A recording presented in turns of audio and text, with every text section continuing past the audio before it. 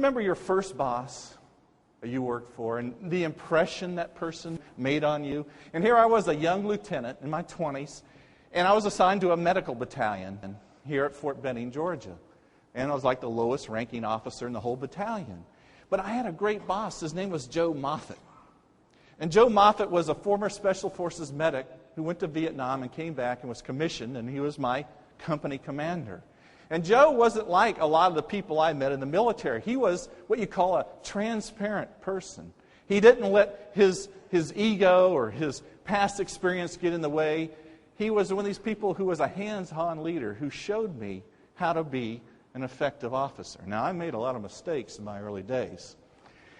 And I remember, when you're the lowest ranking officer, you have to do something called pull duty. You know what duty is? How many of you are veterans here in this room? Thank you for your service. Duty, for those who have not been in the military, is where you work all day long, all night, and you're the senior ranking person in charge. And I had duty on the worst day of the year, Friday night, New Year's Eve. 800 single men and women in this battalion. You can imagine what my night was like. I was getting men out of the women's barracks, women out of the men's barracks, breaking up fights, getting people out of jail. I mean, it was like the bar scene in Star Wars. I mean, it was all night long. And as soon as I would try to close my eyes, the phone would ring and say, Lieutenant Smith, you need to go to the company and get the people out of the fight. And this went on all night long. I was miserable. But Joe was still my commander. And I remember 10 o'clock Saturday morning, finally, things had calmed down. New Year's Day, the phone rings. And I said, Lieutenant Smith speaking, sir. And it's Joe, my commander. He says, Greg, I know you've had a rough night.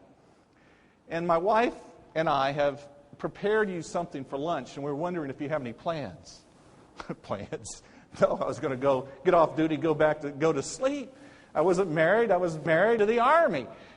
And he brought this meal. And I want you to know, I don't remember what it was, but it was a meal that made an impression that I never forgot. Because at that moment, Joe Moffatt crystallized in my life what it meant to be a service above self leader.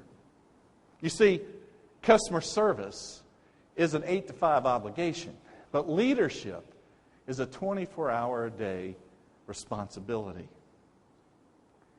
And that's the leader I aspired to be.